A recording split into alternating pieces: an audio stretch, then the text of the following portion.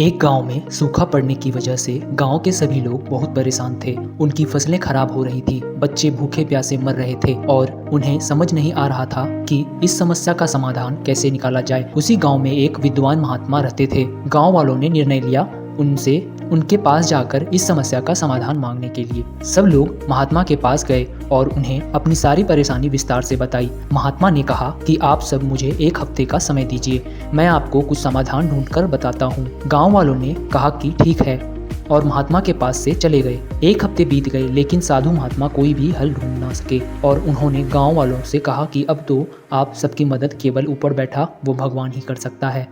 अब सब भगवान की पूजा करने लगे, भगवान को खुश करने के लिए, और भगवान ने उन सबकी सुन ली और उन्होंने गांव में अपना एक दूत भेजा। गांव में पहुंचकर दूत ने सभी गांव वालों से कहा कि आज रात को अगर तुम सब एक एक लोटा दूध गांव के पास वाले उस कुएं में बिना देखे डालोगे तो कल से तुम्हारे गांव में घनघोर बारिश होगी और तुम्हारी सारी परेशानियां दूर हो जाएंगी।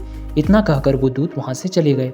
गांव वाले बहुत खुश हो गए और सब लोग उस कुएं में दूध डालने के लिए तैयार हो गए। लेकिन उसी गांव में एक कंजूस इंसान रहता था। उसने सोचा कि सब लोग तो दूध डालेंगे ही, अगर मैं दूध की जगह एक लोटा पानी डाल देता हूँ तो किसको पता चलने वाला है। रात को कुएं में दूध डालने के बाद सारे गाँव वाले सुबह उठकर बारिश के होने का इंतजार करने लगे।